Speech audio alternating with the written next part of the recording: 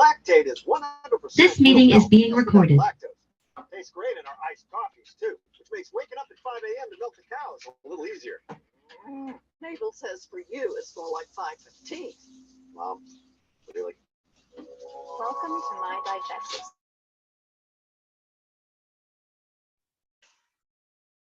All right. Hello, everyone. Second, making sure my phone is on silent. All right.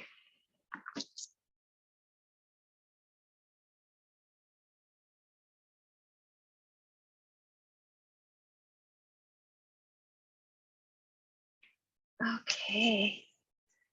Hello, hello, hello. Hi, Betty. Hello. All right. Let's see here.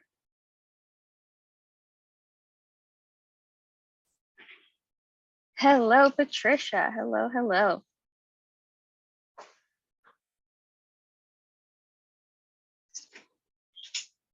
Oh, of course, Jamie. I'm glad you were able to make it. Let's see here.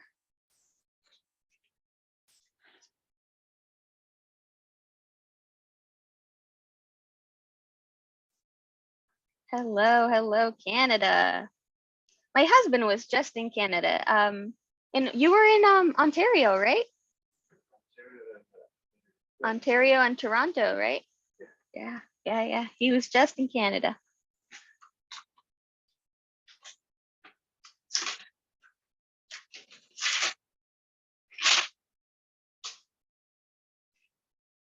Oh, and Carol from the UK.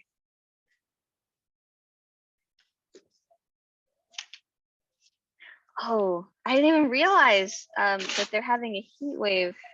Oh yes, definitely.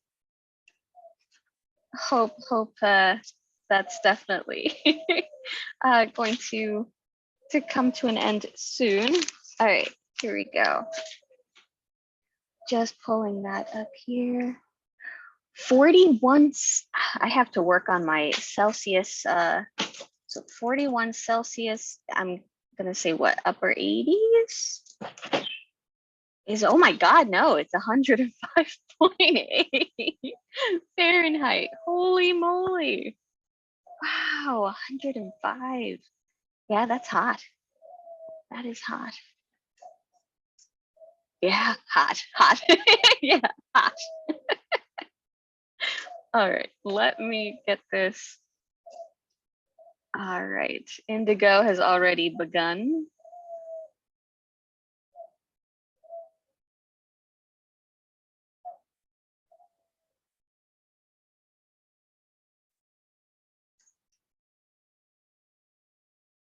Double it and add 32. That's a rough way of calculating it.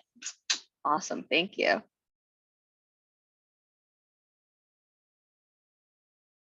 Oh, that's weird. I'm not sure why it wasn't letting you save on calendar. That's odd. All right.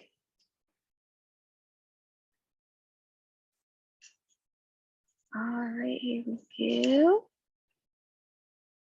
Awesome.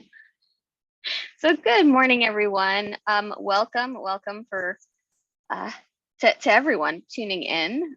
Good morning, good afternoon, good evening, right? Depending where you're tuning in from. I appreciate it. Welcome to the Houseplant class that's being offered under the Urban Garden Learning Series. So if you're new here, the learning series, it consists consistently alternating. So there's classes, there's Q&As, plant clinics where folks can present their plants. We can talk about what the potential issues may be, some tips and tricks, and then open forums like today where it's no general topic. Everyone's welcome. If you want to talk about your collections, maybe about wish list, about new plants you got, you can of course ask questions. So it's kind of like a planty hangout today. So definitely anything that's on your mind about house plants, please mention it. maybe some cool new products you got, or things you want to recommend, or maybe things you don't want to recommend. You had a really horrendous uh, horrendous kind of experience with certain products, and you kind of want to warn folks, don't do that. I totally got this and never again. Anything like that, you're more than welcome to. So feel free to. And again, welcome. Now, if you do hear any birds, as Indigo was just cooing in a moment ago, for those of you who are brand new here, we do have a flock here of birds. So if you do hear some cooing or some opera singing or things like that, it's one of our birds. So just so that you're aware, because sometimes it's nice and quiet, and sometimes they decide that it's time for their solo. So if you hear them, that is what's happening behind me. And so today, again, open forum day. And next week, I do want to just mention real quick that I will be doing a class, and it's going to be focusing on repotting some stressed plants. We're going to talk about what does it mean for a plant to be stressed. And there's actually a few that I'm going to be repotting. So I have a few that are very, very, very root bound. I have some that were recuperating after like root rot or issues that they had, and a bunch of plants that I had actually purchased several weeks ago that were just not in the right types of substrate and were retaining way too much water, things like that. So we're going to do a little repotting class, and I'll be doing some repotting live as well, so that it'll serve as a teaching moment. So we'll be talking about repotting next week, and especially how to be careful when the plant is actually recovering, is under stress of some kind. So that's what we'll be talking about next week. And then again, this is a free class. It's going to stay free. I'm not going to ever be charging for this houseplant class. But if you'd like, tips are always welcome. If you'd like to, of course, that would be very appreciated, but it's not necessary. So I'm just throwing that out there. And if you do have any questions, so feel free to you can follow up with info@urbangarden.eco. If you'd prefer to connect with me via Instagram, totally fine. And also the website is urbangarden.eco. And so if you would prefer to send an email through there, feel free to. You can also tune in there for any upcoming events. For instance, tomorrow I will be teaching a free class for the American Herbalist Guild about invasive plant species here in New York City, and the many of them that are actually quite medicinal. So we'll be doing a free webinar for them. So you can find that information on the website. I also posted information on the Facebook group, the Urban Garden Community Group. So feel free to check that out there if you'd like. And so that is happening. I'm also going to be presenting a lecture as well as a plant walk in October at the American Herbalist Guild, their 33rd symposium. So I'm pretty excited about that. That's going to be in Maryland. And so for folks that are big fans of herbal medicine or are in the area, if you want to check out that symposium, that's going to be happening. The tickets are now available. And I will be posting about a free herbal class that is going to be coming up on July 30th. And I will be posting, it's already on the website, but I'll be posting it on the Facebook group. And last one is if you're in the New York City area, I am leading a walk in Central Park on August 6th. So the afternoon of August 6th, there's going to be a plant walk in Central Park. So if you are interested, definitely reach out and let me know, and you can go ahead and register. So that's all my announcements. So let's get started. Here we go.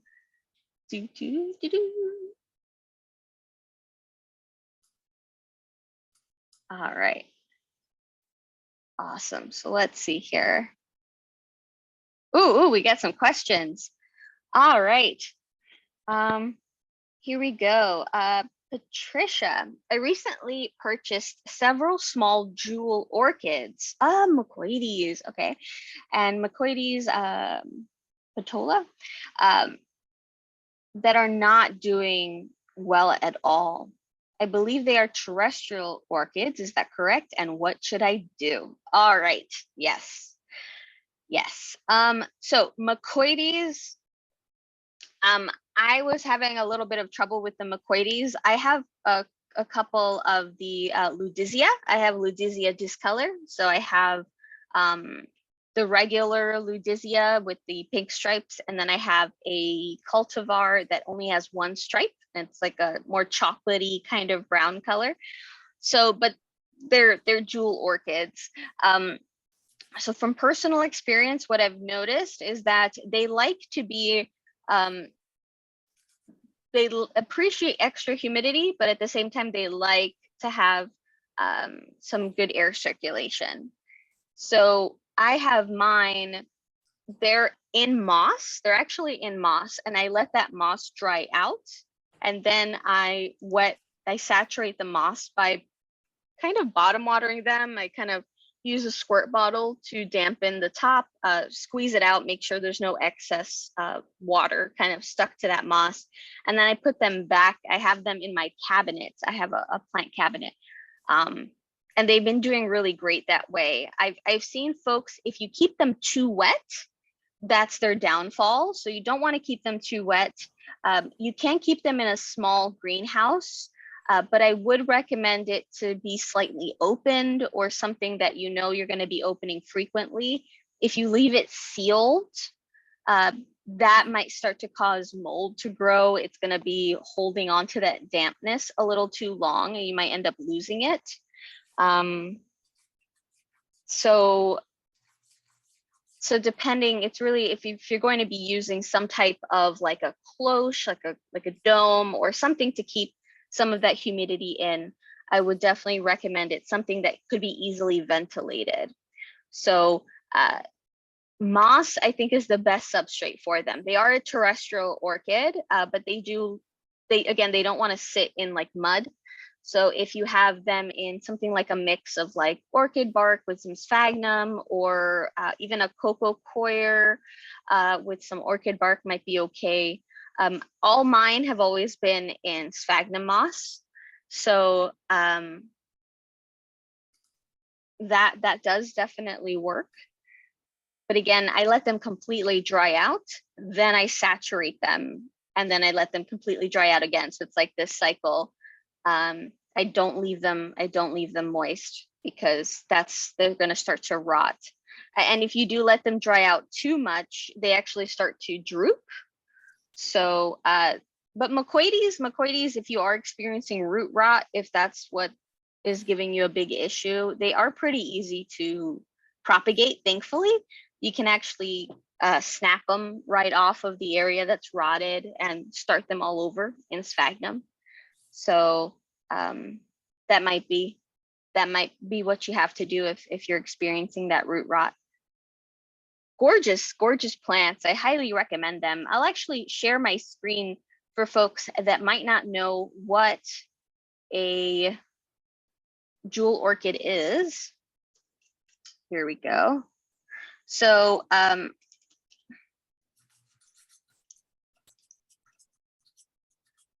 so here's a Macoides as an example. There we go. It very much looks like lightning. Absolutely gorgeous plant. Pretty small. They will send out basically like little runners, and so you might end up getting a clump at some point. And they're again very easy to propagate. You can literally snap them and start them again in sphagnum and keep it going. And so they kind of grow. It's really neat. You can kind of see in the middle here the way that the leaf is coiled. And so they'll send out kind of a little runner, and then these leaves kind of unfurl, and you might see like even like 3 leaves kind of unfurling one right after another. It's really interesting, but they're absolutely gorgeous. So this is the species that Patricia is talking about. The one that I have is the Ludizia discolor. So this is the one that I have. So it's this really dark forest green with these pink stripes, really, really striking. And then I was able to find a cultivar that was the Ludizia, I think,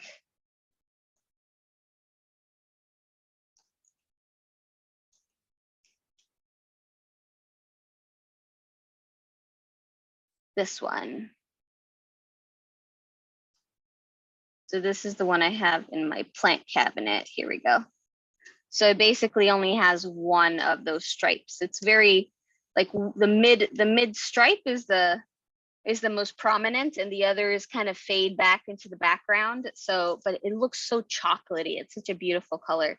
Again, very small plant. They can grow pretty tall. I've actually seen a Ludizia get almost a foot. It was just one huge stalk. And the leaves were pretty substantial.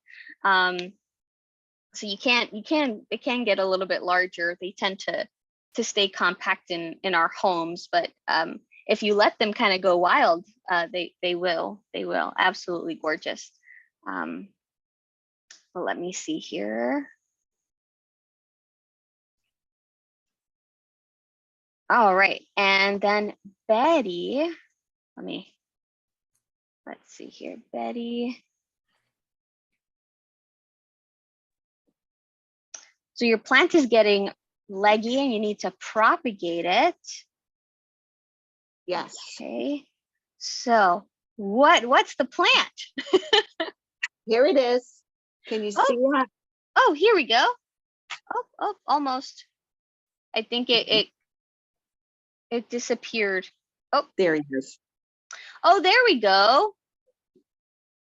That looks like a waffle plant. Yes. So that's the purple waffle plant for those that aren't familiar with that species. That looks great. And so these are really interesting. They're very a neat plant. They have such a cool texture. So it's something that's definitely different if you're into different plants. From my understanding, they can be propagated by root division. I'm trying to recall if they can be propagated by leaves. So like leaf cuttings with the stem intact. I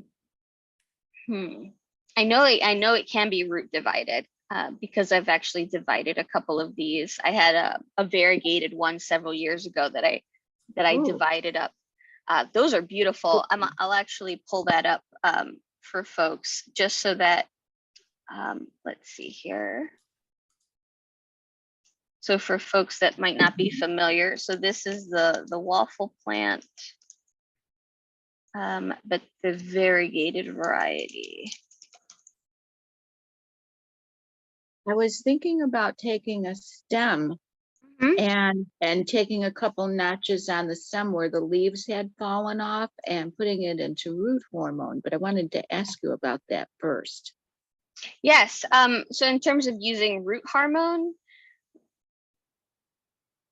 I mean, it's really helpful. It can be for some plants, it really doesn't make too much of a difference. But I would say when you apply the root hormone, are you going to be putting it directly into water or into some type of substrate? What would you suggest? With these guys, I would probably think water might be the best bet. They are pretty thirsty plants. For those that have never had a waffle plant, it can terrify you because it can look perfectly fine one moment, and then if you a few days later, and let's say it's been pretty warm in your home, and then it dries out and it completely looks like it fainted, but completely. And then when you water it, it comes back, but it can be rather jarring when you walk into the room and you just see it completely down. But yes, they're very, very interesting plants. I mean, I'm trying to recall. I cannot recall if we can do these via leaf cuttings. Can verify leaf cuttings of waffle plants just to make sure that we can, because oh yeah, yep. All right. So if you are going to be doing a water propagation, so a couple things. With these, you want to make sure you give yourself a nice amount of stock. So Okay. so what you're going to do, because you just want to see, so it always depends, right? If these are like similar in terms of like coleus and plants like that, where there's not a lot of nodes really going down a particular stalk. So in that regard, I would recommend kind of making sure your cutting is a little large, so that you can kind of see if when there's root growth, if you get any rotting, there's a chance to kind of cut that away. With things like aeroids that, let's say here, like for example, because I actually have this on my desk right now. Someone gave me some variegated, it's the Epiprenum albo. And so you can see here, that's the node. So usually on vining plants, I would say you want kind of a smaller piece to work with. And so, because the new growth is going to be generated from this node, so you can already see that new growth is coming in, and it has this really long aerial root here. So then you're going to want to make a smaller cutting like this, right? Because you don't want so much here that's going to start to rot. But with more herbaceous kind of things like coleus or just smaller, thinner plants, this is much more chunky. But for those, I think it's much better when you leave a little bit of room on your stalk. And if you use the rooting hormone, yeah, you can totally put the plant into that water mix. Make sure that it's not completely, it's kind of room temperature. So I advise always against using kind of cold water. It can shock your plants. Make sure that you're kind of keeping an eye on it. Now, you don't have to change it in all the time, your water, but just keep an eye. If you start to see it getting kind of cloudy, make sure to clean out the little container really well. If you see any tinges of green as well, that means that there might be algae growing. If you do have it relatively close to a window, that is, it's more of when it happens rather than an if. So the algae will actually try to outcompete the roots for oxygen in the water. So make sure that you're keeping an eye on it. And if you see it turning green, it's as easy as just cleaning it out using like a pipe cleaner to just scrape any algae that might be on there. Algae is present in the water. You can't really escape it, but you can just keep it from getting substantial enough to end up, causing problems for your water propagations.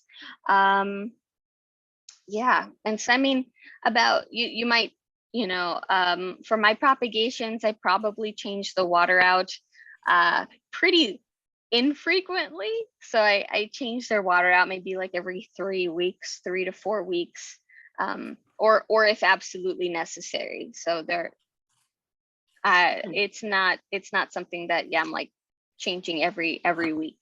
But yeah, as soon as you see the roots growing, I would wait until they're a little, maybe about at no less than an inch. 2 inches is probably a little bit better. before you switch over to a substrate. And if you're going to do that, I would recommend you could even put a little bit of leca or some type of or perlite or leca at the bottom of the jar or tube that you're using to propagate, because then the roots will travel down and attach themselves to it. So you'll actually get a lot stronger roots that way. So you can try that as well, because I find that it makes it a lot easier when you're doing the transfer process over. You get some stronger roots. Okay, thank you. You're welcome.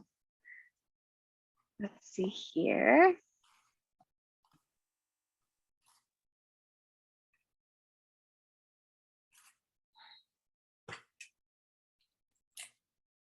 How large? So Deanna asks, how large does the waffle plant get and what is the light requirement? Great question. I've seen them get rather large. I've seen them actually in 6-inch pots. And it's like an entire little bush. And so they can get pretty large. I've seen the leaves get nice and substantial. Usually you see them pretty small. They can stretch out a little bit for you. But yeah, no, they get to a nice size. It's not something that will, at least not indoors. I haven't seen it become something that you can't handle. For when it's larger, I see a lot of folks keep them in hanging baskets. So you can, yeah, they're beautiful. Of course, the one that Betty has is the green with the purple. It's beautiful. I love that combo. It's such a gorgeous, that forest green with the purple. It's so beautiful. But you saw I showed the variegated one. That one's very, very pretty too. But that one I found, that's the one that I had. It was consistently getting sunburned. And so I had it pulled away from about 4 feet from my western window. And it was doing really nicely for a couple years. And so, but it was pulled away substantially. I had it a little bit close before and it was just getting burned. I had it it was on a shelf that was below so here's the edge of the window, and it was here. So it ended up being like two rows down. It was like 2 feet away, and it was getting burned. It was way too much. So they appreciate kind of a more bright indirect light. So they will burn. What does the sunburn look like, Jocelyn? So a couple ways. So one, it can do bleaching. So you might notice that with certain plants that you might get bleaching where it looks like there's white spots almost, that it looks like a bruise almost, but it's white. I'll actually show. I like that I can share my screen now because I can actually show folks what it looks like. So like sun bleaching. And so then of course you also get the regular burns that can be brown, really angry kind of looking. So here's an example. Yeah, sun scald. And so this is also called bleaching. And so you get this really kind of white coloration to them. And it ends up kind of feeling, even the texture changes. It feels very kind of like papery. The complete texture of the affected area changes. And then you might also get spots, like here we go. Oh. So it might sometimes show up as spots rather than one huge section.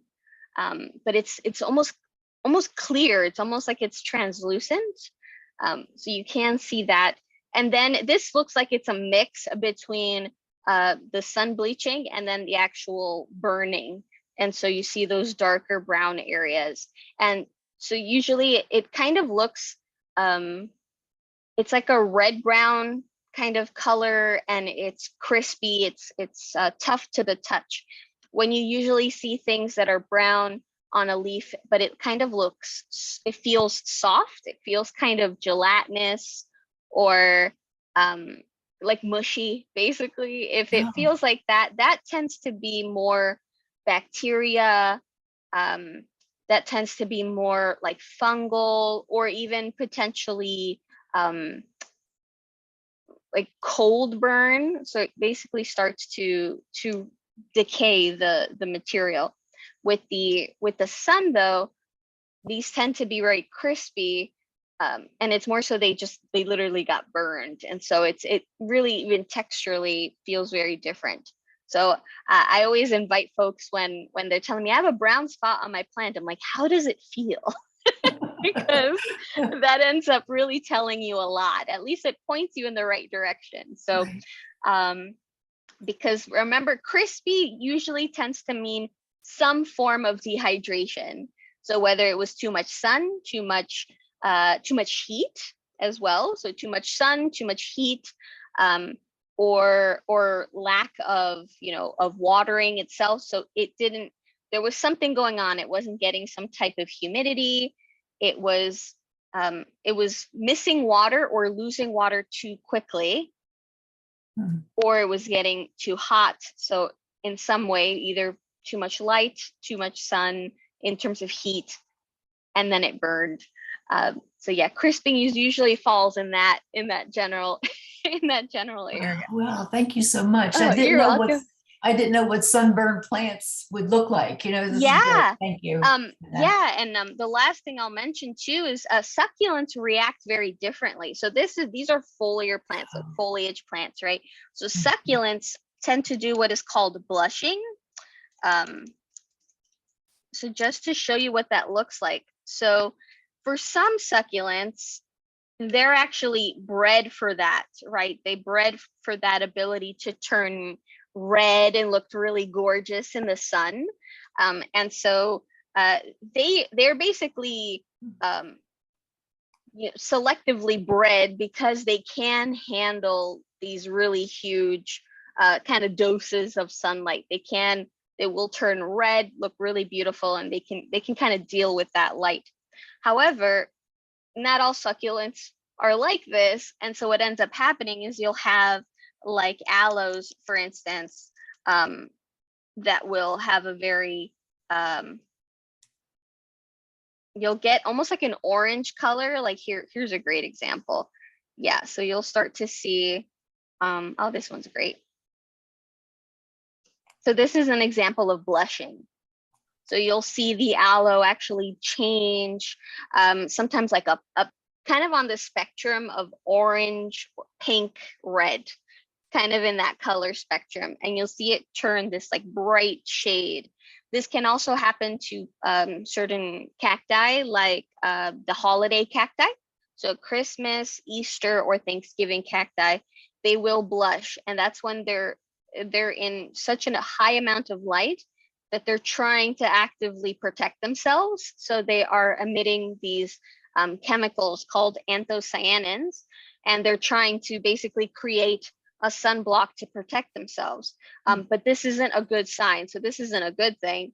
The plant is very stressed. And so the best way to remedy it is just to change it, put it in a shadier, not complete shade, but just a shadier light situation. So if you have let's say your Easter cactus right up against the western window, pulling it slightly back, you will usually turn right back to green, and it's fine.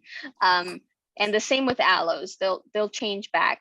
But I've had folks, I actually had a client who thought, she was like, oh, maybe I got like a cool variety of aloe, and we're like, no, it's sunburned. The poor thing is sunburned.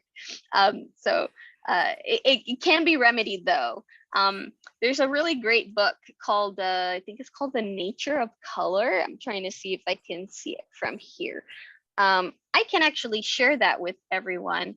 And it's all about plants. So it's about how plants express color, whether it's stress, pH, what kind of chemicals inside of them make color. It's a really beautiful book. So I'm happy to share that with everyone.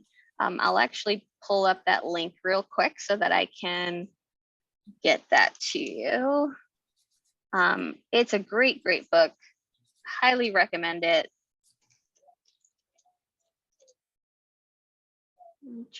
Oh, there you go. Nature's Palette. That's what it's called. All right. So let me share, copy. And I'm going to put that into the chat. I'll also post that in the group for those, in case you missed the link. I'm dropping it in there. It's a Dropbox link. Feel free to download the book. It's a beautiful book. Highly, highly, highly recommend it. There's even this passage where it talks about how blue isn't a color that you typically see in plants in nature, and that it's actually such a chemical anomaly to have blue. So things like forget-me-nots and things that are considered actual blue. And so they, because botanically speaking, a lot of purple plants are called blue. And so, but true blue plants, it's like a mix of, they actually adjust their own pH and their anthocyanins, and they're literally doing chemistry inside of themselves to create that blue color. It's so amazing. So highly recommend that book if you want to nerd out on on plants and color. I mean, it's beautiful. So please check that out. Feel free, download it. I have a bunch of plant books, so I'll just make I'll make a list. Sue, yes, hydrangeas do something very similar. Yes, depending on the pH. So for those of you that might not be aware of that, they do have this ability to change color. So sometimes it can be very it's caused by that general environment. And so sometimes you'll see pink hydrangeas will kind of have this pink color, and then another season they'll end up having like more of a blue or purple hue. It's really interesting. And they're very, very cool. So yeah, some plants do definitely react to the pH in the soil, and that can change their color up. Common violets are a great pH indicator as well. What's another one? Oh, I know that a really cool one, which is actually not even about the color, but Jack in the Pulpit. If anybody's familiar with Jack in the Pulpit plants, they actually change sex. Super interesting. So they'll actually be a male plant, and depending on like the pH, the nutrition in the soil, it can switch. And so the next season when it dies back, and when it comes back, it'll maybe be a female instead. Really interesting. And so sometimes these environmental factors can not only affect color in the plants themselves, but sometimes in how they're expressed. I think another great example are pawpaw trees. So that's why pawpaw trees can't actually be kind of grown in orchards, like mass produced, because one season they'll be female, one season they'll be male, or sometimes they're male and female flowers on one tree. So it's very inconsistent. So you can't know like, yeah, I'm gonna have 10,000 pounds of pawpaws. You don't know, because what if you only get 70% male flowers the next season. So it's gosh, yeah, it's super cool. Plants are awesome. Sorry as I geek out on that. Oh, what is Jack in the Pulpit? Yes, I'm happy to show you what that is. So Jack in the Pulpit, I'm trying to remember the scientific name. Here we go. Parasyma. There you go. Really beautiful. And so I think this is the colorful one is the male let me put the male versus female. I think the female is the paler color.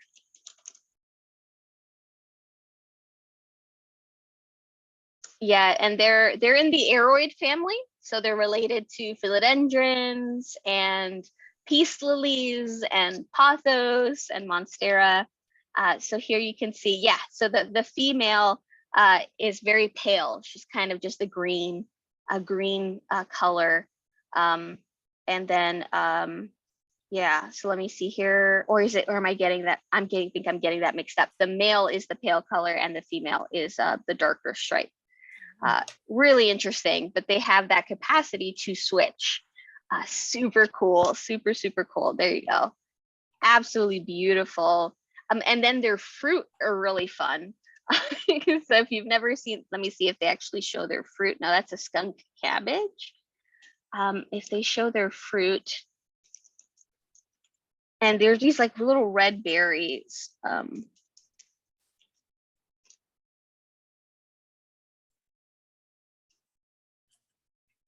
There we go. Really neat looking. So I've here we have them in quite a few of our nature preserves. There's a couple at a nature preserve in Long Island that my husband and I visit, and it's so much fun. You're just walking around, you just see this like burst of color just randomly. And they look like candy. They're quite beautiful. It's something very cool to see.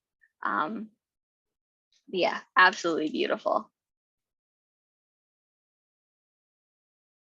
Let's see here. Have you ever eaten pawpaw fruit? No, it's on my wish list. I've seen every time. The only time, so there is a pawpaw tree at a local community garden that I volunteer for, but it hasn't fruited yet. So I've only seen it in flower, which is still pretty amazing, but really cool flowers, but haven't been able to taste it. And then the one time that I did find a fruit, it was at the Queen's Botanical Garden. They have some pawpaws there, kind of like hidden in this little area. And it had fallen, and I was like, oh my gosh, but it wasn't good. It was not ripe.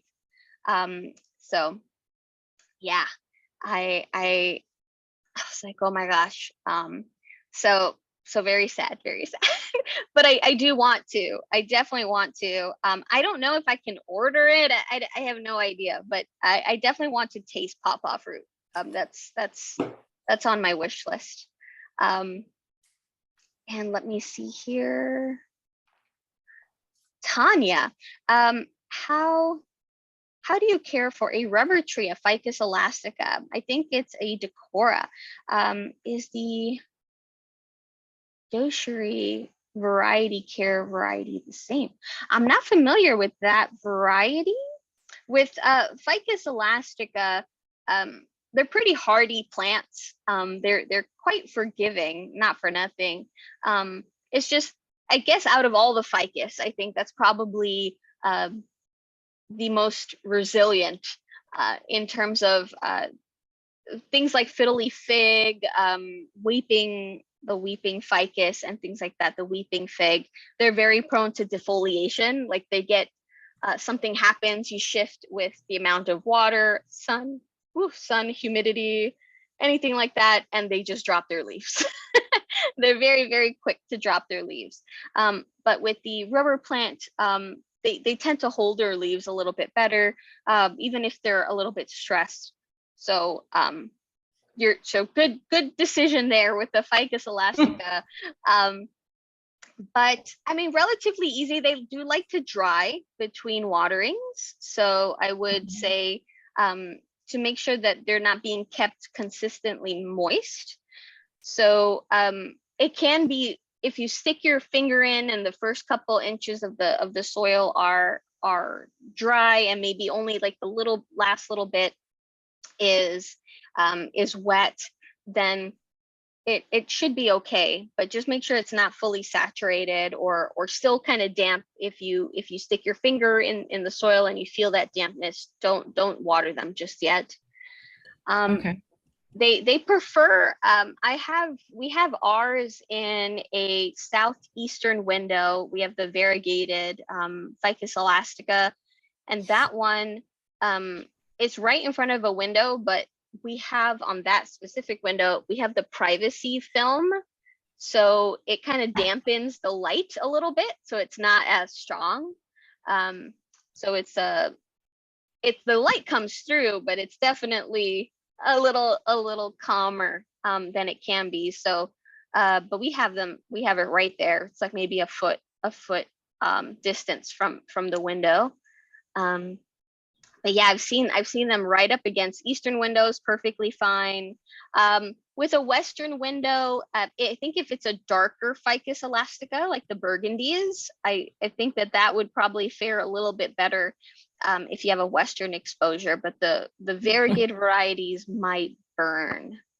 Okay, that was my question, because I got this one. Ooh. They had they had this at Trader Joe's for like $8.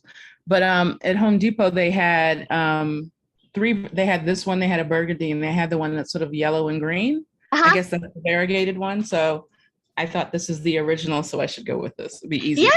Yeah, no, absolutely. Okay. They're great plants. They really are. They're great plants. And so they grow really beautifully. These can get pretty massive.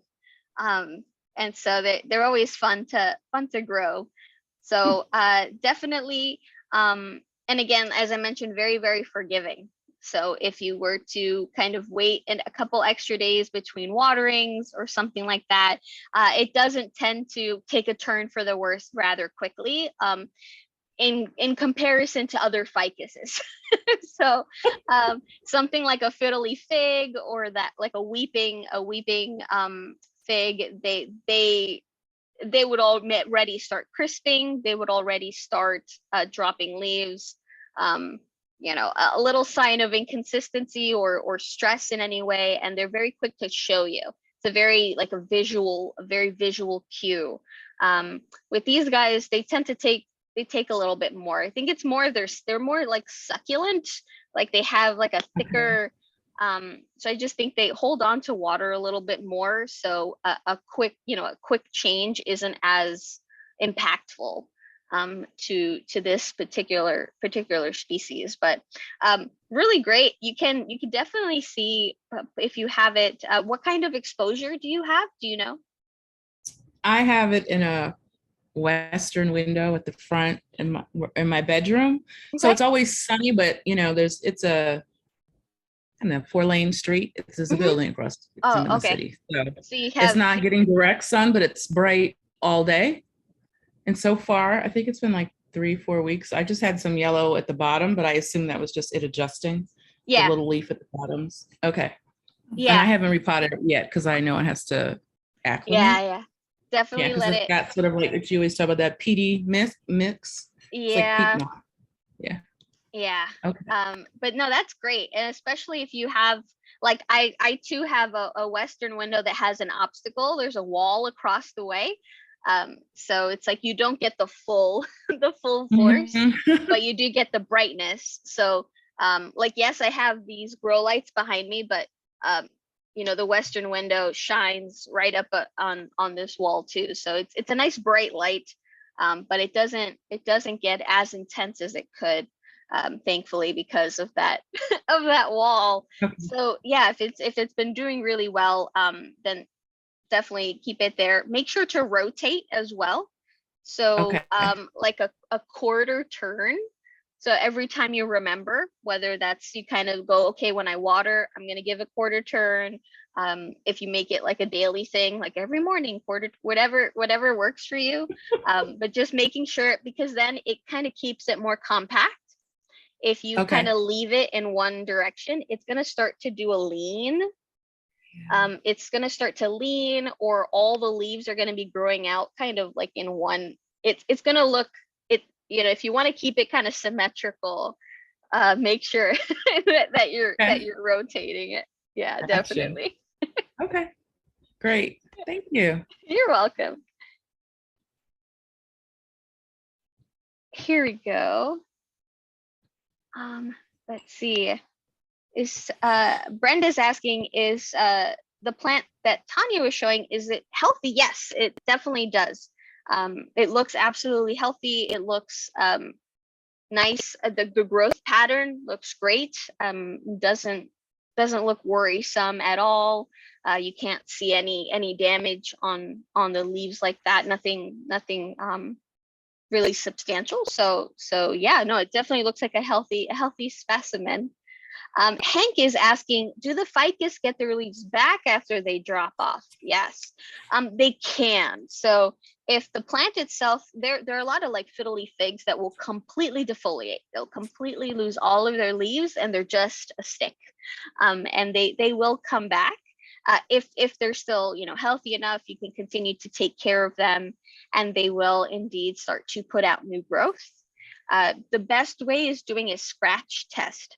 So where you take the stalk of the plant, you can use your nail and just scratch the stem to kind of peel away that very top layer so that you can expose the cambium layer underneath, and that should be green. And so you should be able to see that green. If you see the green, then if you're kind of did it really superficially, you might have to go a little bit deeper. Try not to really wound the tree, right? But it's just to kind of just see. And if you see the green, it's fine. You can try to continue to take care of it. Of course, you're going to lessen the amount of watering. So you're not going to be giving it as much because it doesn't have leaves. So therefore, it can't use up all that water that's inside of the pot. It can uptake some, sure, but it's going to be sitting in mud because the leaves are what's really actively using that water, because water is a part of the process of photosynthesis. So therefore, when we have plants in brighter light, you might notice that they're drying out faster, and it's actually because they're consistently photosynthesizing, so they are actively using all of that water. So now if you minus, right, forget you don't have these leaves, they're actually going to retain that water much more because they're not going to be actively using the amounts that they were. So just make sure when you have a plant that defoliates, but it's still alive, just to lessen the amount of water. You can keep up the same frequency, but you can just check, make sure, all right, yep, it's dry, time to water, but just not to give a full soak because it's not going to be able to use all of that. So kind of sparingly, enough to give it a little bit of moisture, but not completely saturate it. I hope that makes sense. Here we go. Kim Hay, are pawpaws originally from Florida? I know they're native to North America. So I know they're found, I think, very much so along the East Coast, if I'm not mistaken, but I'm not sure if they're originally from Florida. I think they're found in a couple states. And yeah, and I know you can find them all the way up here in New York City. So in New York. So let's see here. And Patricia, my new Dieffenbachia was full and putting out a lot of new growth, but a lot of the leaves are now yellow and dying. I noticed that the soil stays wet a lot longer. Is that a problem? Also, the roots are circling the pot. Do I need to repot it in new soil? That is great. Yes, and so, yes. Okay, so what it sounds like, Yeah, let me show you the, oh, yeah. Let me show you the roots of this. Where, oh, here we go. Trying to pull up there you go. Yes. See how the Okay. roots are all circling around. And here's the yellow. Mhm. This was really full, and there's new growth. There's new growth going, but this morning, this just came right out of the soil. And there is a new part of it, but there's a yellow part as well. I don't know if you can see this or not. Here we go. Yes. Yeah, it just came right out of the pot. Okay. So Is it soft soft at the, like where the roots are? Is it really No. soft? No? No, Hmm. not at all. Not at all. And I'm not sure why. And quite a few of the leaves were yellow this morning. I had Mhm. to take them off. Mhm. But even with that, there's a lot of new growth that's coming in.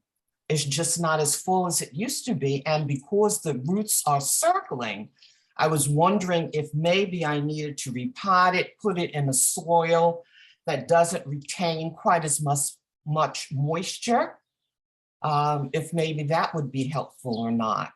Yes. And so while they do like being root bound, it looks like it might be getting to that point where it's starting to hinder its ability to take up water. Mhm. And the substrate, when you were pulling it up, it looks really dark brown. So that usually means it has a lot of like peat. So a lot of like moisture retaining, might be heavy on like compost or something. Uh-huh. So you could try to repot it and go up maybe an inch or two, so nothing drastic. Mhm. And then maybe mix in some perlite Mhm. into the mix, maybe some orchid bark, so just to Mhm. make it a Mhm. little bit more chunky. Right. So I would say the roots look healthy though. Those are white, beautiful, healthy roots. Mhm. So it doesn't look like there's root rot, because usually Right. you'll start to see kind of brown, and they kind of feel gooey Mhm. to the Mhm. touch. So they look really great. So you could just be getting, you're getting to it early enough before it becomes a substantial issue. Okay. So yes, I agree, totally on the right track there. So Okay. repotting it, but in an airier mix, you might Mhm. start to see a little bit of a difference. And with Dieffenbachia, they do tend to get a little stressed when being repotted.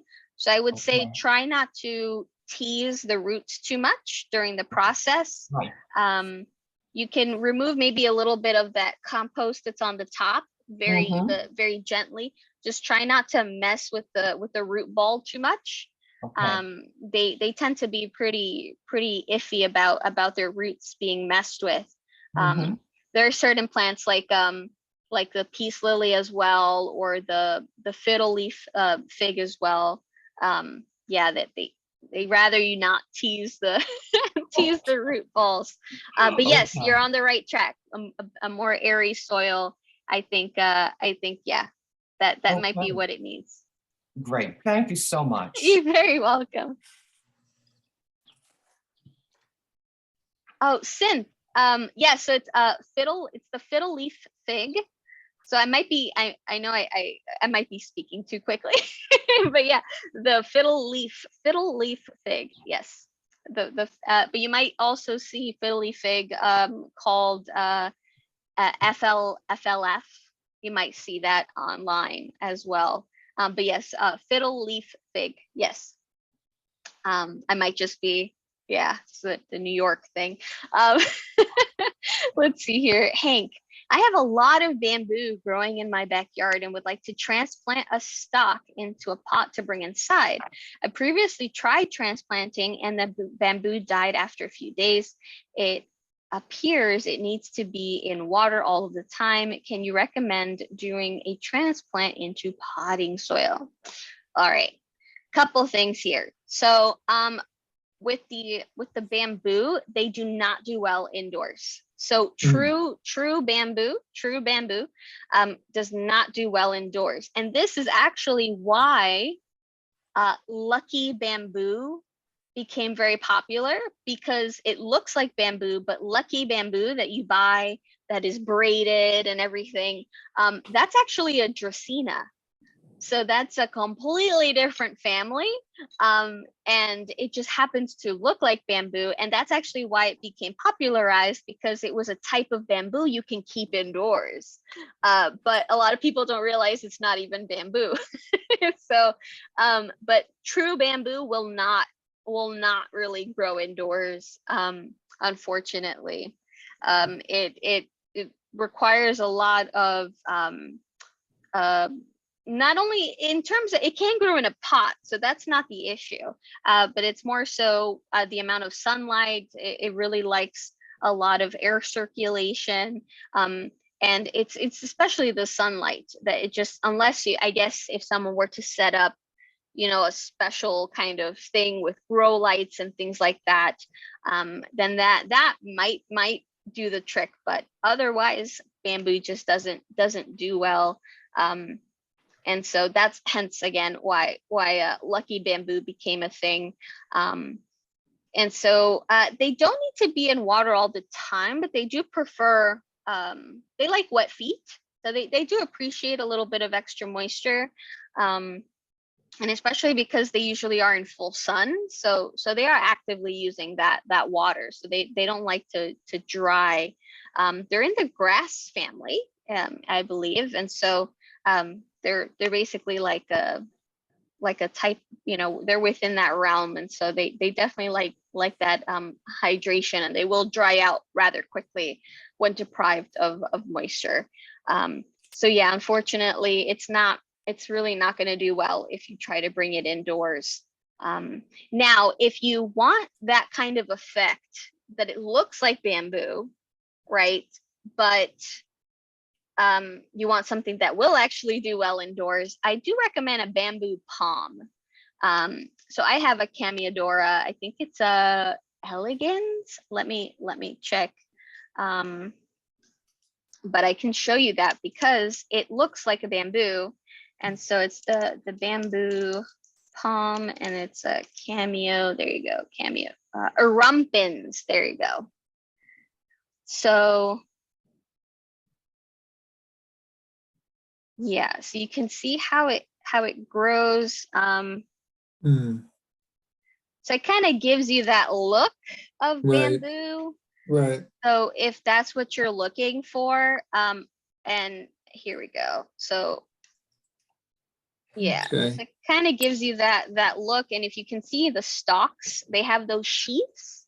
So it's very similar looking to bamboo. If you kind of want that look. And what I love about this is it's non-toxic. And so if my cats decide to mess with it, it's perfectly fine. I don't have to worry about it, because there are some palms that are very highly toxic to pets. But so if you want that kind of look of a bamboo, like a pot full of bamboo, I think that the bamboo palm might be the best bet. Yeah, because the true bamboo, it's not gonna like Any that. special care for the bamboo palm?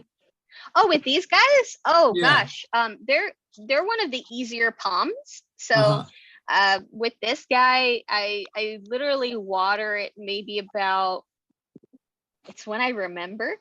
So it's not even every week. It's more so like, oh my gosh, it's probably been more than a week kind of reaction for me. And it just keeps putting out growth. And so yeah, like let me see if I can all my plant decor. Hold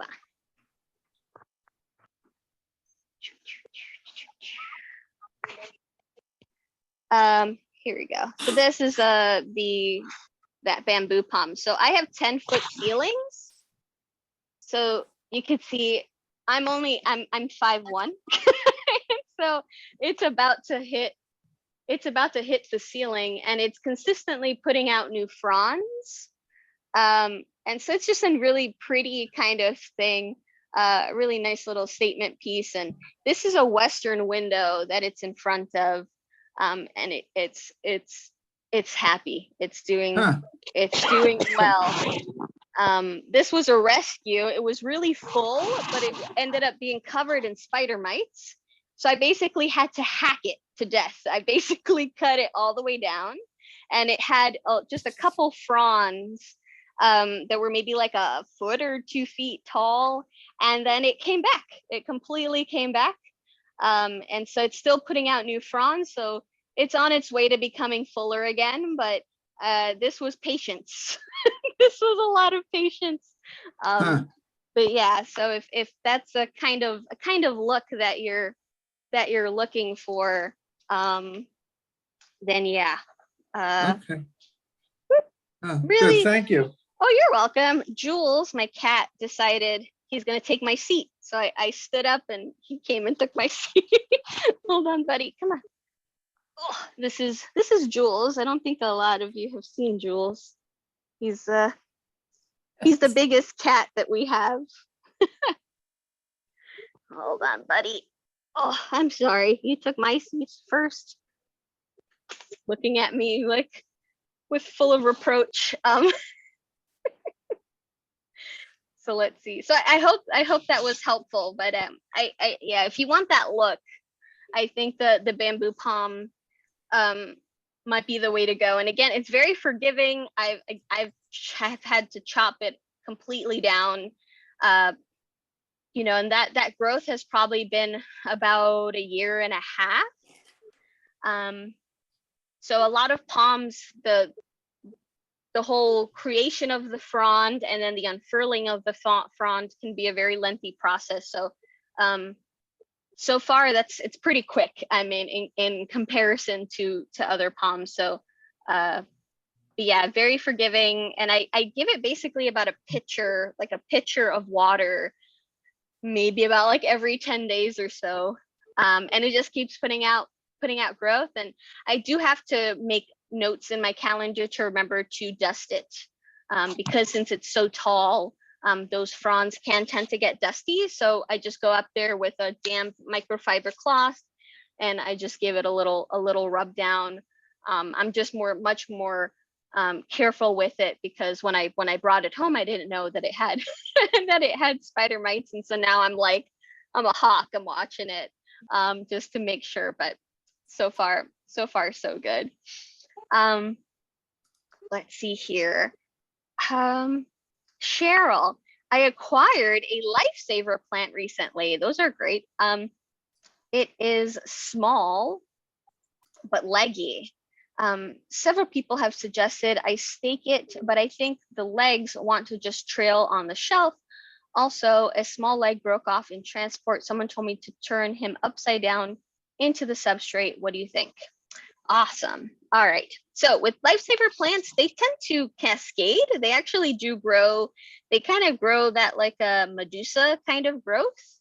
And so that's just how they grow. I've seen them, especially like in Costa Rica, growing all on the ground. Basically, they kind of creep, and they're very kind of gangly. And then the stalks, if you have them in a pot, kind of grows down and like this. So perfectly fine. Oh yes, for folks that don't know the lifesaver plants. So the lifesaver plant, it's usually a name for like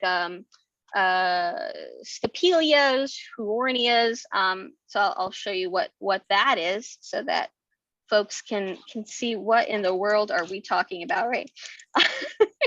So that's the issue, right? With yeah, here we go. So the huornias, sometimes you might see it attribute the same name given to like stapelias. But yeah, so the lifesaver plant, and so they kind of look like a lifesaver, right? The candy, hence the name. Very neat. But as you can see, they really do just tend to kind of grow this way. Even the one that mine is growing like that out of the pot. It has like 2 or 3 stalks, but one of the stalks is completely kind of doing that outward dip. So that's completely fine. And if you want to, it's more aesthetic in terms of, so with that piece that you have, it's completely up to you in regards to I'm just getting some sound of like someone touching something. But yeah, so you know, if it's in regards to, okay, well, do I want to have that kind of growing or cascading that way? That's completely your choice. So you can totally do that. Let me see. Yeah, and that it broke off, and you can turn them upside down into the substrate. That's fine. So it turns out completely aesthetic. If you would prefer that, If you would like for it to just kind of grow wild the way it is, that's perfectly fine. That is their natural kind of growth pattern. So if you actually see these in the wild, in Costa Rica, we had gone to a great botanical garden, and they basically had they had that as ground covering.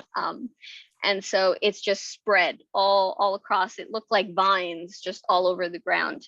So it's a creeping kind of growth pattern. So so it's completely normal. So It's a don't part of a cacti family.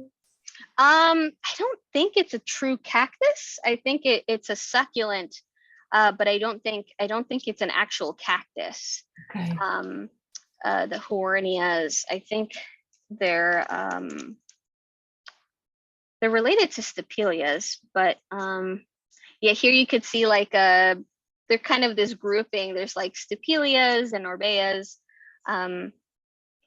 They all have these really funky kind of flowers, and most of these flowers also smell very bad. Yes.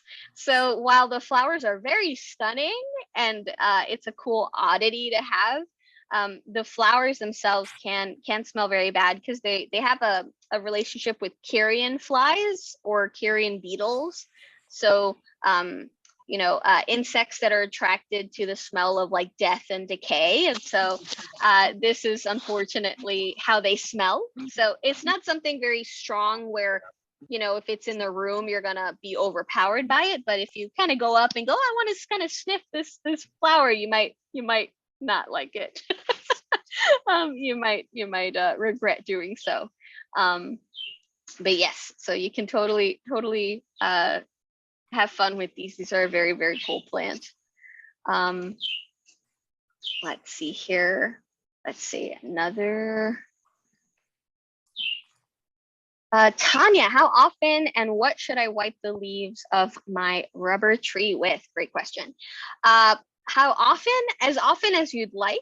I like to try to pair it with my watering schedule, only because it's the easiest. So this is not a rule of thumb or anything, but when you have a pretty big collection, it's anytime I have with the plant in front of me, that's probably the last time I'm going to see the plant in a few weeks.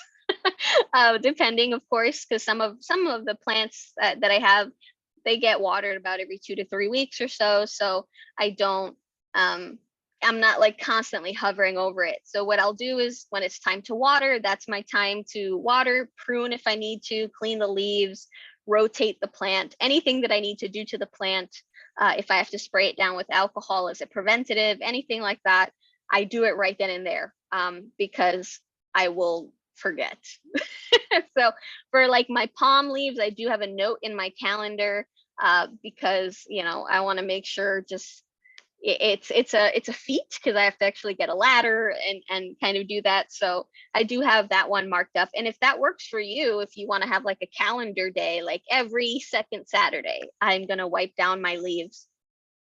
That's totally fine. So the point is at least doing it. And I would say at least once a month at the very least. So plants are, you know, a lot of folks are like, wow, I've had my plant for a year. I've never wiped it down. And that's, yes, that's fine, but it will, that layer of dust, when you do take it off, you will see it definitely has been hindering the effectiveness, like how much the plant could photosynthesize. And so wiping it down is definitely helpful. And another reason wiping the leaves is also great too is for pest prevention. So by getting up close and personal with your leaves and you're wiping them down, you're much more likely to spot a, you know, potential infestation at the beginning rather than 4 months from then, and then it's too substantial and now you really have to battle it. And also certain pests are very attracted to dusty leaves, like spider mites.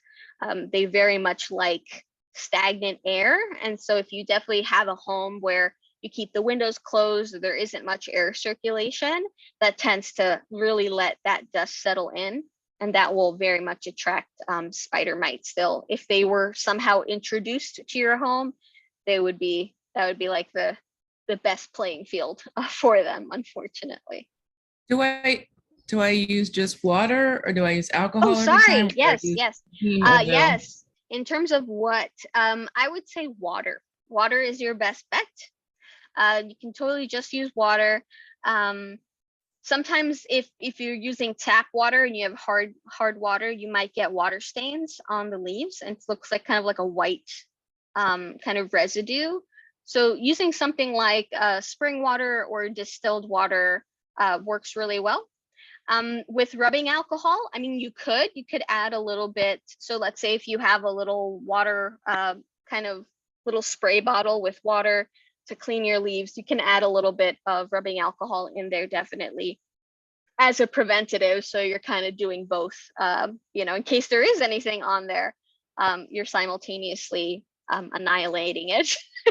So you can absolutely do that. So if you wanted to add a little bit of it. But yeah, water is the best thing. I would advise against using things like olive oils, any milk-based products. So no mayo, folks that use like mayo, and of course it does make them very shiny. But these fats are not meant to be on those leaves. And so the smell, it can actually get kind of like how like dairy can curdle, that mayo can start to smell very, very bad. It can start to attract flies, fungus, and things like that to your leaves. So I would advise against dairy products. And then the issue with leaf shine products is that they tend to have a lot, either like they're petroleum based, or they're just way too oily, essentially. And what ends up happening is that adheres to the leaf surface and can actually block the pores that your plant needs to release moisture, to intake carbon dioxide, release oxygen. Also, yeah, just it messes with the pores, called stomata. And let me see here. Oh, and Arlene, how do you get rid of spider mites? All right. So, yeah. So,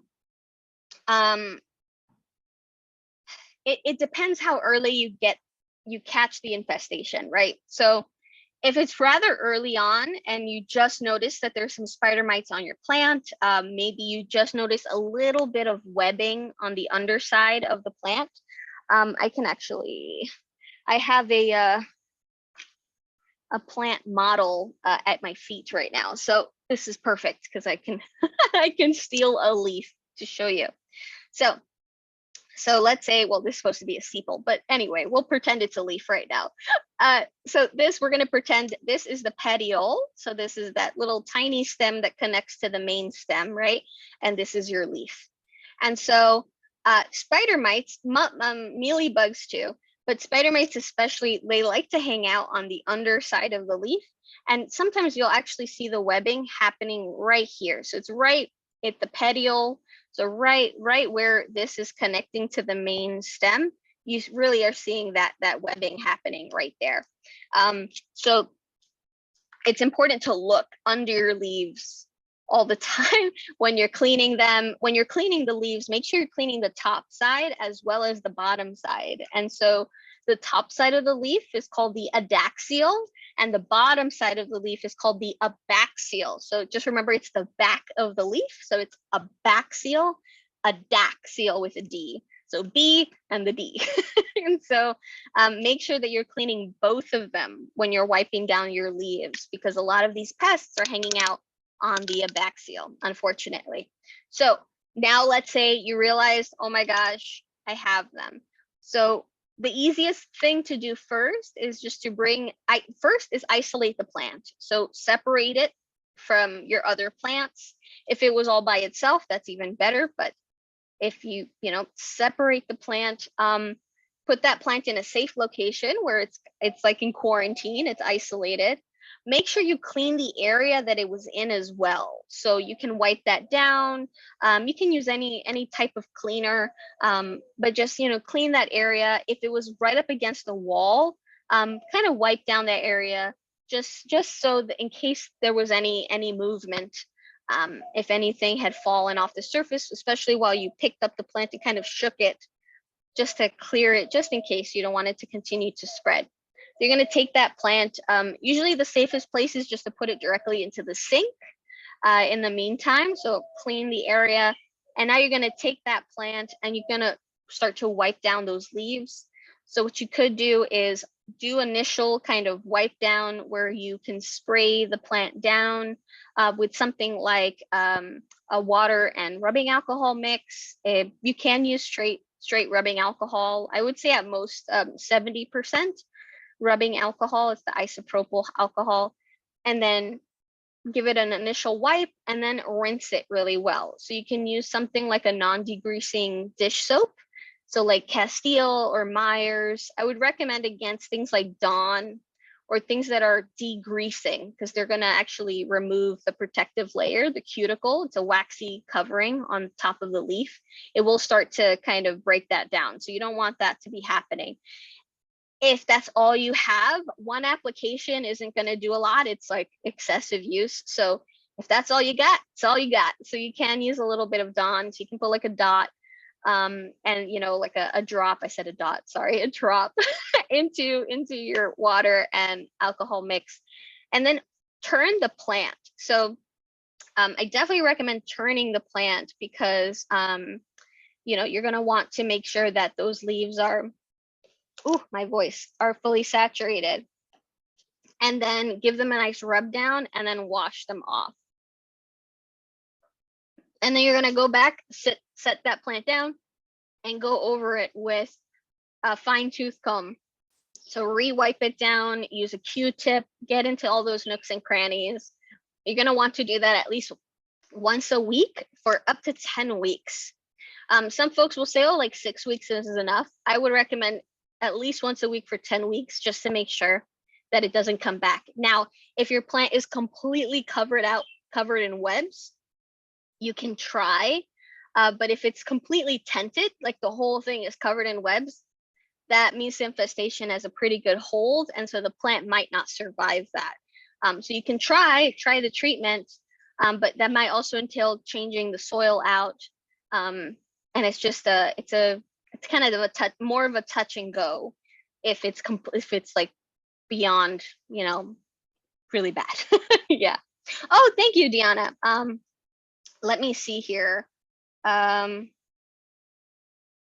Brenda, let me see here. Yes, I didn't realize with the hand raise. Sorry about that. Brenda, did you have a question?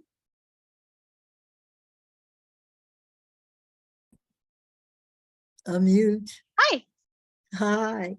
I have my sister watching this video, and she's new to doing these classes. So she's the one that really has the questions. So I don't know what it is. But Yeah. that's why you see Brenda there and you see Barbara's phone. So she's still kind of new to it. But Yeah. So enjoyable, Jocelyn. And I'm glad to go to another webinar, but I'll see you next week. Yes, I'll see you next week. Have a great one. Bye-bye. Thank you, dear. Bye. You're very welcome. So let's see if I can find Barbara. Here we go. Barbara, so did you want to come off mute? You're welcome to just put it into the chat if you'd prefer. Hi, this has been great. Hi. Hi, this has been great. Coincidence, I was going to ask you about my Dieffenbachia, but it came up already with someone else. But I want to show you, if it's my minute, thank you. Yeah, of course. I want to show you my success with the split leaf philodendron that I hacked.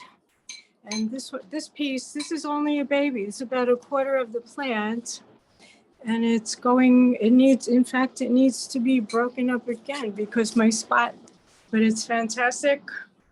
And the Dieffenbachia is that it's about 35 years old. I stick them in anywhere this summer though, they no longer like the window that they lived in for about 30 something years. And I've given away so many, but in this window, this revival is doing great. And my coleus revival, this was a huge hanging plant. And now I have 4 cuttings coming back. That's all I have. But success, beautiful's coming. And just one more. Yeah, of course. Sorry, as you say, we have to walk sometimes, but yeah, one more minute. This is Wow. what's left. This was also about 6 feet. This pot is over 30 years old, and I've cut it many times. I've given away many times, but it's coming to the point this season where also of it is just like getting done. And of course, I'm happy that some of it is getting done. The other pot, right, 2 pots forever that I have left, it's gone. So it was a mystery season. It seems to have gotten hot where it's always been. And this is the split leaf where also they've always been, and they just haven't liked the heat. It just got superheated up here. But these are my pandemic geraniums. They're about 4 years old. In fact, they're longer than the pandemic, but we live together happily. These guys cheer me up every day, have reds and pinks. And these guys and I, for some reason, they agree to stay with me, which makes me very happy. Okay, thank you, everybody. Yeah, of But you are course. great. This is wonderful. Everybody stay well and be well. This is really nice. Keep going, keep doing good things. Thank you for sharing. Your geraniums look gorgeous. Thank you. So They're full. doing great. They keep me very cheered up. Yeah. Oh no, they're beautiful. I don't think I've ever Those are seen. pieces too. Those are about 4-year-olds. Those are pieces that seem to get along. They seem to agree to live with me. No, and they look amazing. They look really happy. I've known a lot of folks that keep, geraniums indoors, and I've never seen them that bushy. They're usually much smaller, and they end up being kind of more stalk than actual leaf.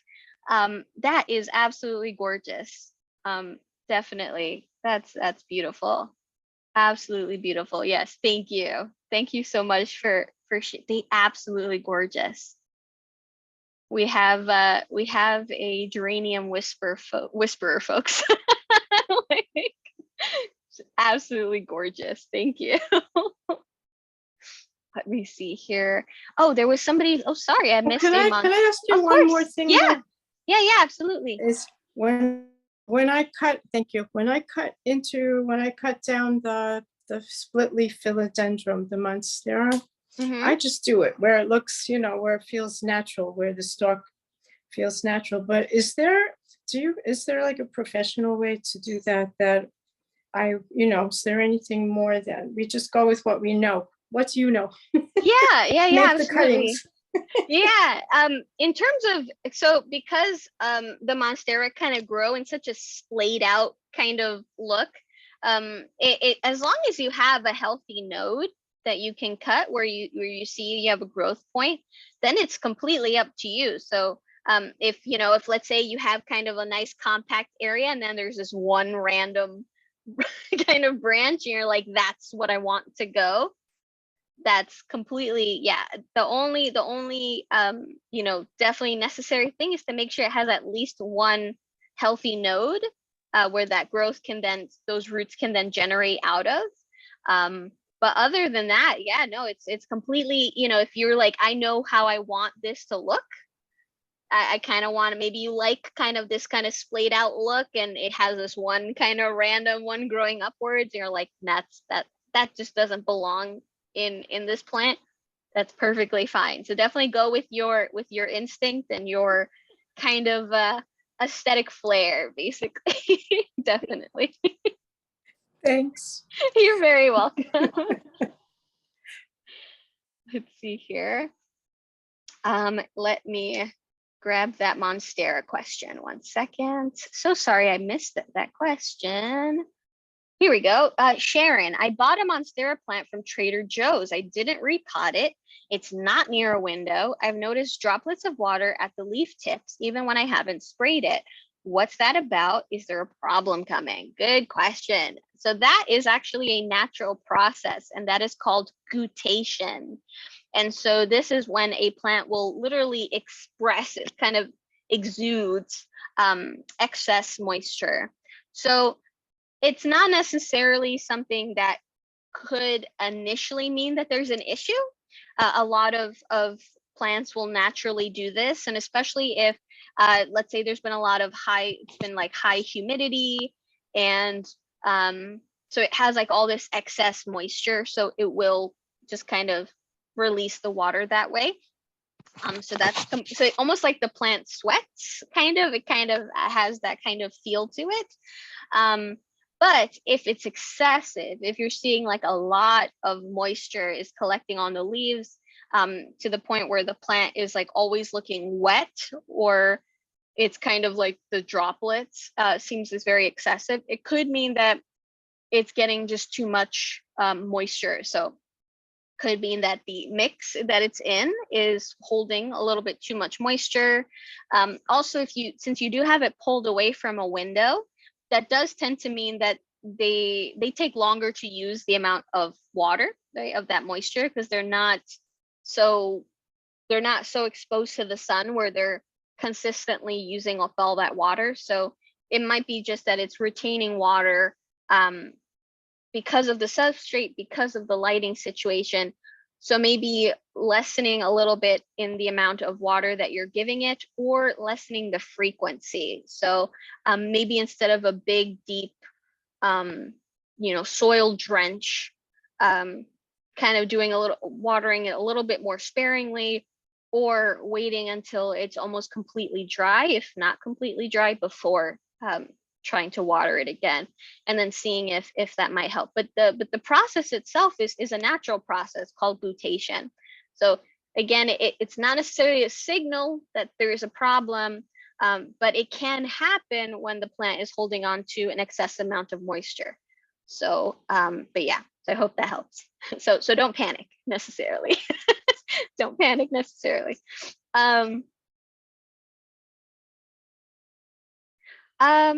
And then Beverly, I have a plant that I'm scared of, and I don't know the next steps.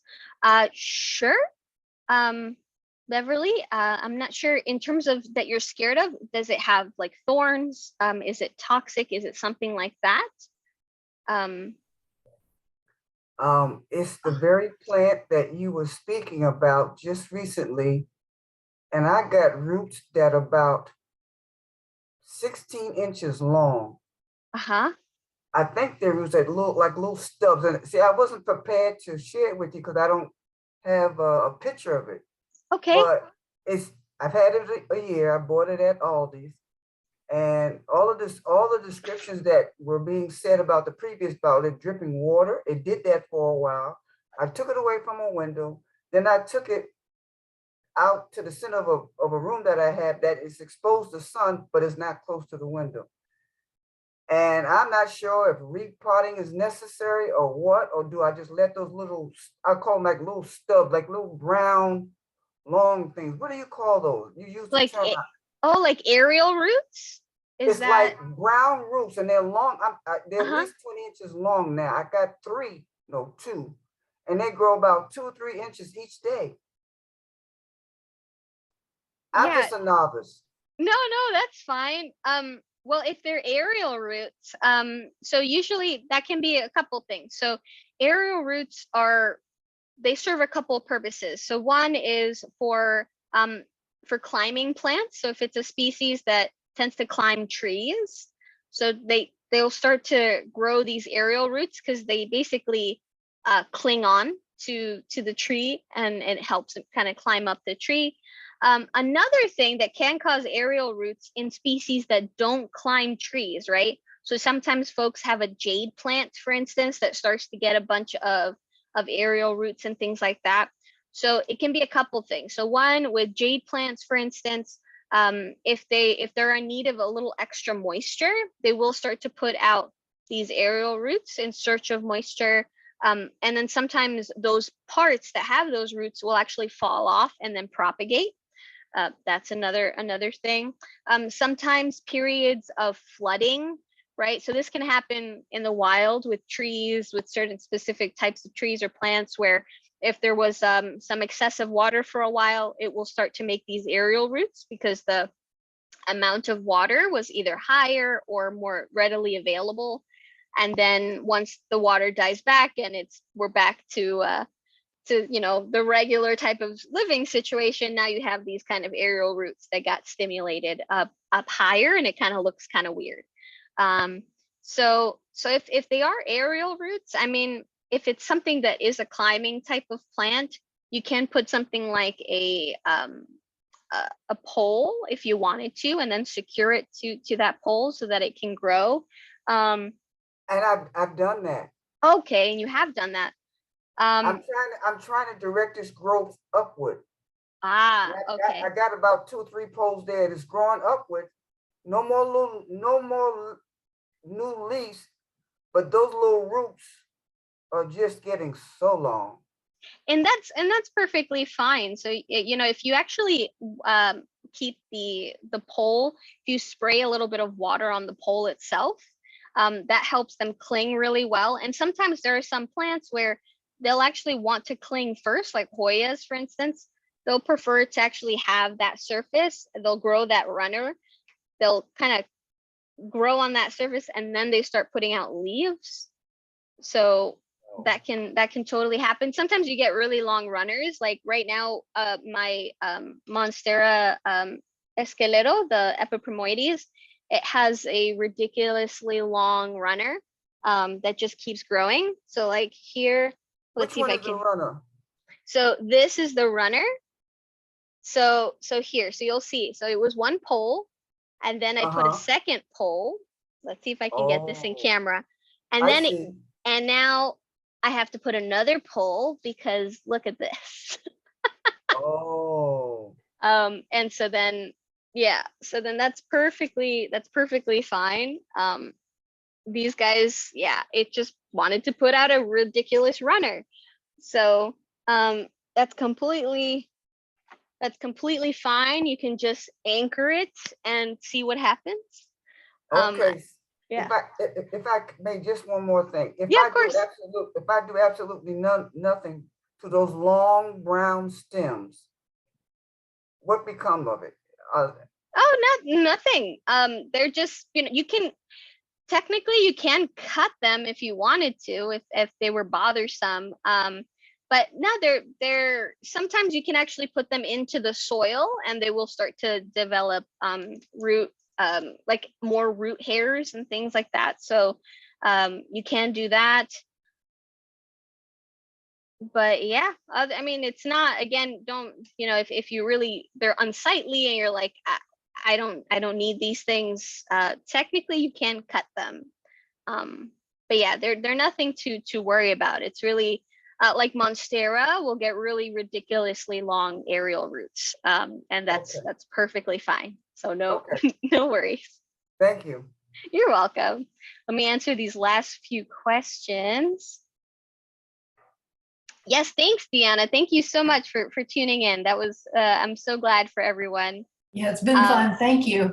You're very welcome. I really love that I can do like the sharing of the screen and things like that. It's just much more capabilities. I'm very excited. Really what good. Are you doing? Hold on. I have Maple doing what he should not be doing. Buddy, you're gonna bring down a bunch of plants. Oh, and you did. There you go. Hold on. He just dropped a prickly pear into my lap. So 1 second. Holy moly. Oh gosh. Oh, here we go. Of course. Maple, of all the places to climb, of all the places. Now I have to vacuum all that up. Here we go. Sue, yes. Oh gosh. Yep. And now I have Glockids in my hands. All right, gotta. Woo. For those of you who are not familiar, there are certain like prickly pear cacti different plants that are kind of in that Opuntia genus, they have regular needles, and then they have these the smaller, much thinner needles called glaucids or glaucidias. And so they basically, while you have the bigger spikes that of course, hurt you, if you even brush up against them, these little ones just anchor themselves into you. And they can be very agitating. They're not fun. And so now I have to pull these out with tweezers. So let's see here. Thank you, Maple, for that. That's how I start my Monday, I guess. And Mary Jo, how long do you suggest keeping new plants in quarantine, like Hoyas and Syngoniums? Great question. So I like to keep my plants in the minimum is like 2 weeks, but 3 to 4 weeks tends to be what I usually do. So I'll keep the plants on the opposite side of my living room by the bookshelf. So they still get a nice amount of light. They get the grow light from this direction, and they get the western window light from that direction. So it's still a nice amount of light, but they're farther away from all our other plants. So just in case, and then it's something where I can easily check on them, just in case. So 3 to 4 weeks, I think, to be safe. I've made the mistake of doing, I've had like the thrip situation with the Syngonium. I think I let that thing be in quarantine for like a week before I introduced it to my other plants, and that gave me all of those Syngoniums thrips. That was horrendous. And then I made the mistake with a Dracaena tricolor, a marginata tricolor, and about the beginning of 2020, and I let it be in quarantine for about 2 weeks, and I thought it was fine, and I didn't know it actually had mealybugs. And when I had put it with my collection in the bedroom, it was like a week after I already had it in the collection that I realized they had mealybugs, and it was too late. It had already spread the mealybugs because they have such long leaves. So, but yeah. So, yeah. Let's see here. When daylilies are completely done blooming, should I cut down the leaves to the ground or just leave them as they are, like as is? You could, if you want them to go to seed, leave them so that they have time to go to seed. But after that, if the foliage is dying, you can cut them back, totally. But yeah, if they're done blooming, and if you're like not worried about seeds, that's fine, you can cut them back. But if you do want seeds, because they get those little like capsule type seed pods, then definitely. Hank, do you keep the geraniums over the winter? So I think this was in regards to Barbara's. Oh, that was geraniums. Barbara. Yeah, what Barbara was saying. Yeah. Okay. And let's see here. Well, yes. The question was how does she keep them over the winter, or how do you keep them Oh over yes, Barbara, if you're still around. Let's see. Is Barbara? Hi, I am. Hi. Oh, great. Yes. Would you like to answer the let me see. Where'd you go? I can try to spotlight you. Yes. Hi. Well, there are two things. If you have a window that's light, but it can be a cold room in the winter, it doesn't have to be even too sunny. You can just cut the plant back, and the cuttings from that are usually not too happy when it's near winter to get rooted, but what's left of your smaller main plant will make it just fine. But what you can also do is take the entire plant as it is, don't cut it at all, take it out of the soil, take the soil off it, and turn it upside down put the head of the plant into a paper bag and leave the roots sticking up like an upside down something, Christmas tree, and just let that dry out take a cardboard box or a shoe box or a shelf on a closet where it's not going to bother anyone else in your house, and leave it there with air just enough air circulating in that room to dry it out, and don't do anything to it over the winter.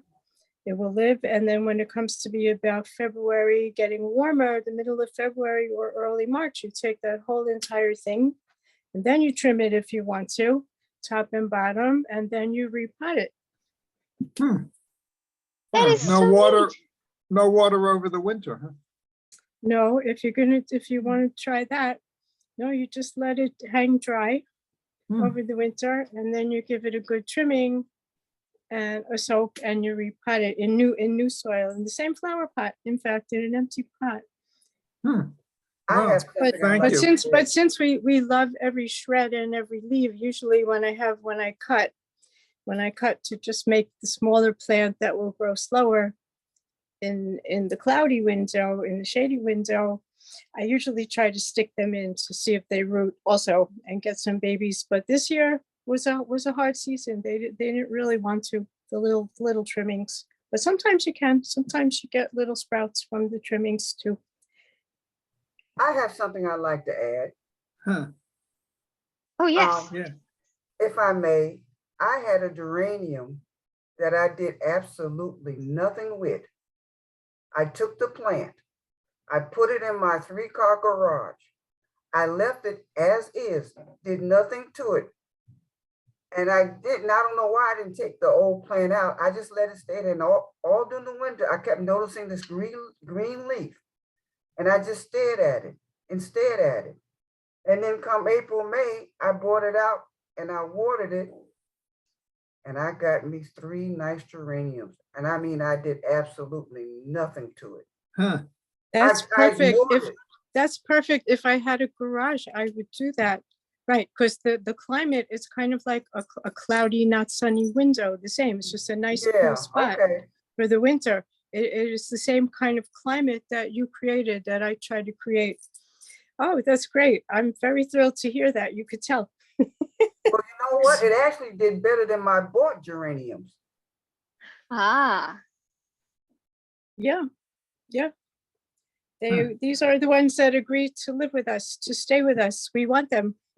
Okay. Okay. I love it. Good job. Thanks. Wow, I'll try that. Oh, that's awesome. Interesting. Yeah. See here. Oh no, that is so cool. Yeah, see, like this is like, seriously, if any of you have like I'd never heard of that, of completely letting them dry out that way.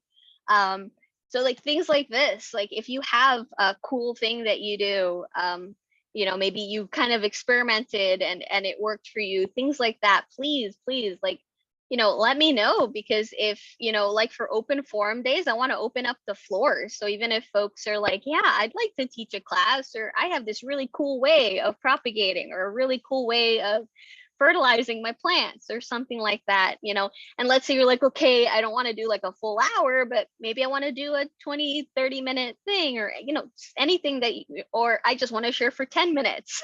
That's fine.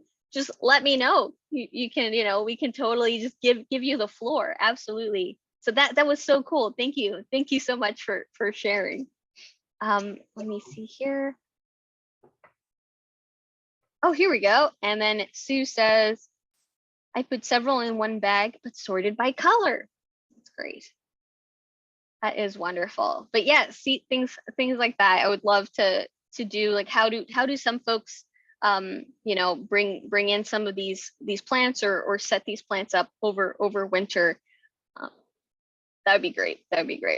Absolutely. So, all right, we went over a little bit in time, and that's perfectly fine. But again, I want to thank each and every one of you for tuning in. I hope this was informative. Next week, we're going to talk about repotting, specifically dealing with stressed plants and what that kind of look like. But thank you so much for tuning in, and enjoy the rest of your Monday, the rest of your week. What I'll do is I'll post the raw replay up today, so that it's at least up in the group in case anyone wants to check that out. And then I have to edit it. So I have to do that. So I'll put that later in the week, but I'll just put the raw video for now.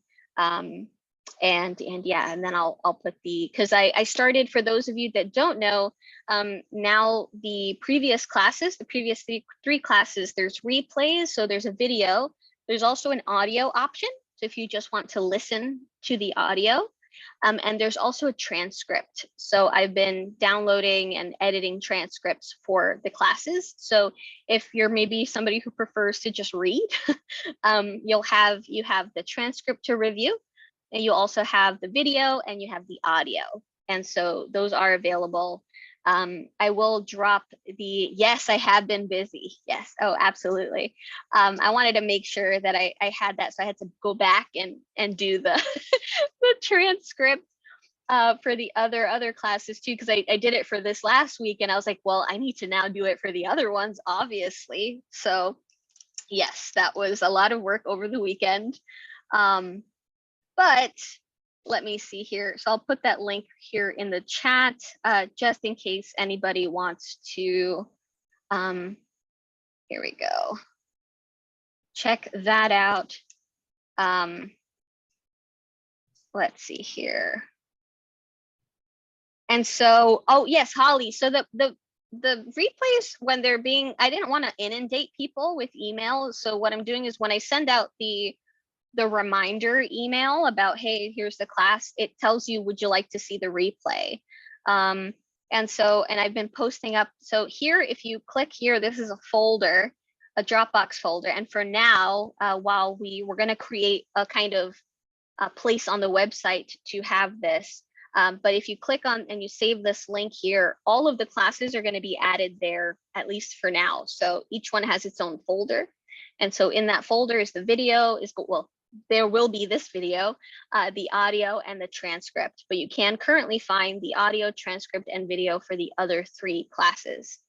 And so, yes, Tanya, yes, Otter AI, I love Otter AI, I love that. And I also have, I started using this great program called Descript as well. And it also does the transcription as I'm simultaneously editing the video. So it takes out the words and stuff. It's really cool. Like if you remove anything, if you cut something for time or things like that, it actually deletes it from the transcript. It's really cool. So, but yes, Otter AI is absolutely amazing. And yes, and yeah, I hope you're enjoying this format. That's the plan. And yeah, I want to kind of keep it as a discussion, and I like that I can actually see you, as I keep saying. It's just that I get so excited about that. I can actually see you and hear you and see your plants, and so that's just wonderful. So I'm very, very grateful for everyone for tuning in. And yes, and so I think Jerry said that he very much also preferred the change. So thank you, Jerry, for joining us. Because yes, it has been very frustrating. And I'm currently trying to battle it out with them, because yeah, it's getting a little nuts. So they might still be sending you webinar jam links and things like that. They're not supposed to. And it's just really frustrating, because I've worked so much to bring these classes, and you know, they're doing some, you know, they're being very, very frustrating. So I'm hoping that yeah, this is, yeah. I hope all is well soon too. Holly, definitely. And Sue, yes. It's very, very frustrating. And yeah. Oh, Irene, I'm so sorry. I'll answer your question before I hop off. Citronella, where was that? Citronella. Oh, here we go. I have a citronella plant. They grow so lanky and leggy. When they bend, what would what should I do to control the legginess? So a couple things. So citronella are just notoriously leggy. That's also just how they happen to grow.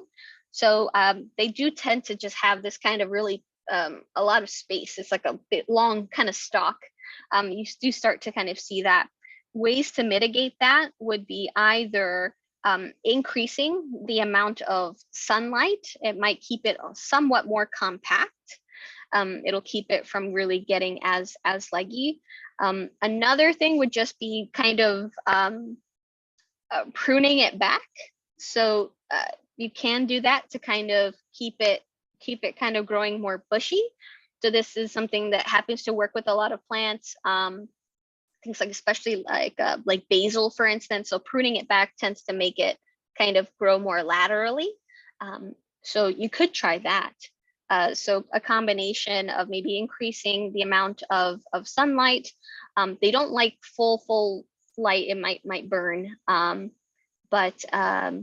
Yeah, so increasing the amount of sunlight and some pruning kind of in combination might help you with that legginess.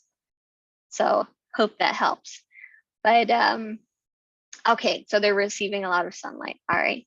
Yeah, they really are pretty leggy plant as it is. But yeah, so probably then some more controlled pruning might do the trick. Citronellas are really cool. All right, thank you so much, everyone, and have a great week. And please stay safe. And yeah, reach out if you have any questions at all. Let me know, and I'll see you next time. Have a great one, everyone. Bye.